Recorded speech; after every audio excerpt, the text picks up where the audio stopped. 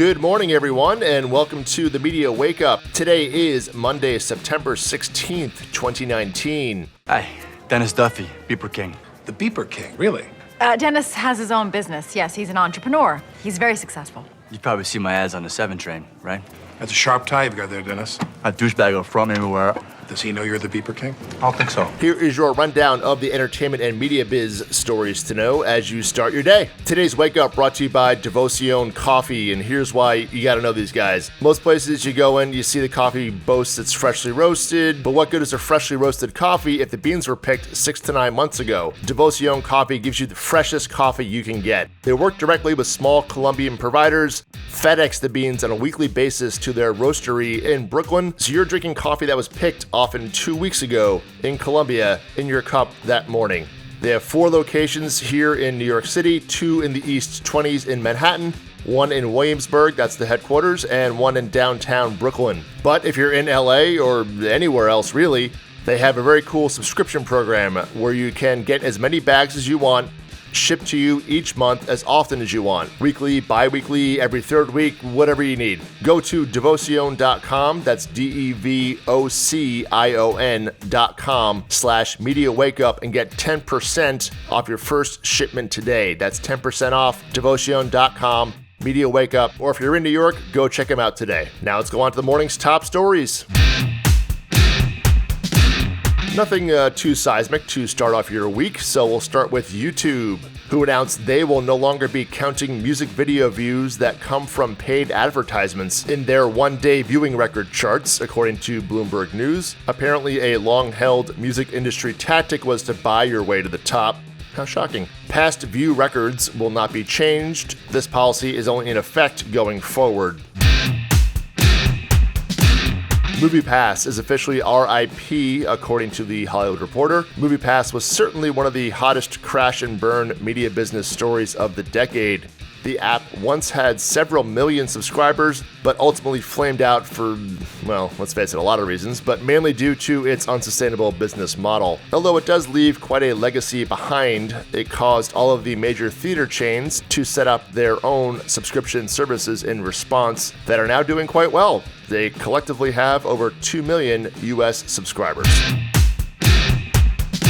A couple of media reads to note from the weekend. The Wall Street Journal did a dive into what spurred that AT&T investment last week from activist hedge fund firm Elliott Management Corporation. It also takes a look at the larger state of AT&T's business versus other media and telco companies in the time since CEO Randall Stephenson took over in 2007, as well as a critical look, that's one way to put it, at the strategy decisions of AT&T heir apparent John Stankey thus far. The other read is over at New York Magazine, who did a cover story on what's afoot in the land of Vice, including some cash flow issues that have apparently led to rumors of some substance that CEO Nancy Dubuque is actively looking to sell Vice to a larger company by the end of the year. Links to both stories, of course, are in our newsletter. Now let's hit the media bites.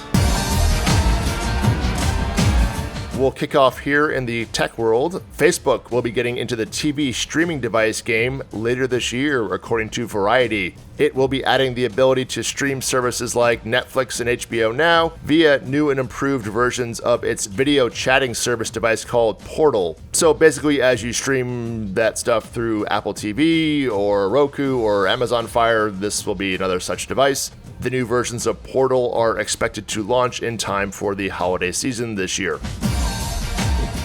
Disney CEO Bob Iger has resigned from the board of Apple. Now that Apple and Disney are officially competitors in the OTT streaming space, it looks like a breaking point was hit. Both of those new streaming services, of course, launch in the same month, this November.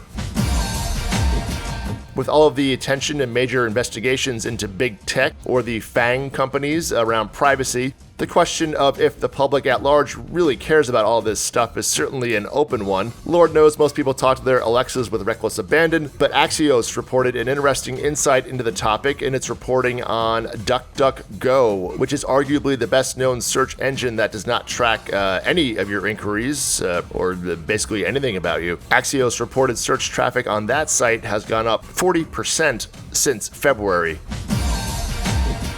In the film world, Jojo Rabbit, the Fox Searchlight Nazi-themed dark comedy, I guess that's what we call it, surprised pretty much everyone to win the People's Choice Award at Toronto yesterday as the festival wrapped up. Despite having mixed critical reception, the runner-up position went to Noah Baumbach's Marriage Story from Netflix. Steven Spielberg and Amblin have a new head of comms. Dan Berger has joined from 20th Century Fox. Spielberg's longtime rep, 90-year-old Marvin Levy, is now transitioning to a senior advisory role, but still plans to be very active at the company. Marvin has repped and worked with Steven for over 40 years. At the box office this weekend, of course, Hustlers exceeded all expectations, taking in $33 million. Not bad for a movie with a $20 million budget. It Chapter 2 still took the top spot though, with $40 million in week 2 of its release, a 55% drop from week 1. However, The Goldfinch registered one of the worst openings of all time for a wide release at $2.6 million.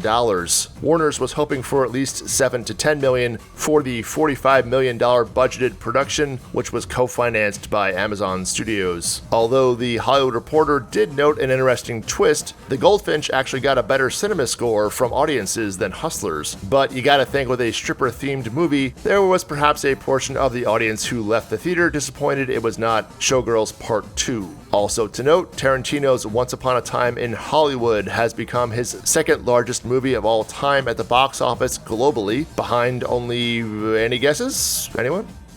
Django Unchained is what we were looking for. Django Unchained. In TV bites, HBO dropped the full official trailer for their Watchmen series, which launches in 5 weeks on October 20th. You can check it out on HBO's YouTube page. The link is also in our newsletter. ESPN is getting the band back together for their ESPN Plus streaming service. Chris Berman and Tom Jackson have revived their once flagship show NFL Primetime, doing their first show together in 14 years yesterday. NFL Primetime will stream live at 7:30 p.m. every Sunday on ESPN Plus during the NFL season. The Creative Arts Emmys were last night. Really too many winners to note, but HBO was the big winner overall. Game of Thrones came away with 10 awards, and Chernobyl got 7. Amazon Prime's Mrs. Maisel was third with 6 wins. One programming note tonight on TV, A Little Late with Lily Singh officially launches, taking over for Carson Daly's Last Call at 1:30 a.m. on NBC. Or is that 1:35 a.m.? Well, either way. Her first guest is Mindy Kaling. NBC is putting the show on YouTube as well at 10 p.m. in case your bedtime is before 1:30. In casting notes, Toni Collette has joined the impressive lineup for Guillermo del Toro's next movie at Fox Searchlight, Nightmare Alley. Bradley Cooper, Cate Blanchett, and Rooney Mara are already all on board.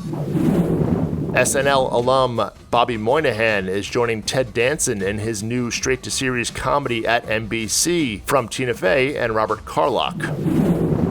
Alexander Skarsgård is the latest person to join The Stand over at CBS All Access. And Lupita Nyong'o will topline a limited series from HBO Max about the experiences of a Nigerian woman who comes to the US. That limited series is called Americana. In celebrity news, Felicity Huffman got a whopping 2 weeks of jail time for that whole college bribery thing. That'll show people. Page 6 reports that Liam Hemsworth's separation from Miley Cyrus was news to him. The actor was in Australia at the time, and while they had been having trouble for a while and spending some time away from each other, the announcement of an official separation was apparently not quite run by him first. Get out. I want you out of here. You can't kick me out. I love you. No. Get your stuff and get out. I'm not doing this anymore. You can't kick me out. I got squatters' rights. Which is it? You love me or you got squatters' rights? I don't see why they're mutually exclusive. Oh! And finally, I'm sure you heard of the passing of Eddie Money on Friday at age 70. And sadly, another loss in the music world this weekend, with the lead singer of The Cars, Rick Ocasek, found dead in his Manhattan townhome at 75 years old yesterday. Rest in peace, fellas. Hello again. That's a wrap for today. Remember, you can subscribe to our email at facebook.com/themediawakeup if you want to get actual links to any or all of the stories. Have a great week, everyone, and I'll see you all tomorrow.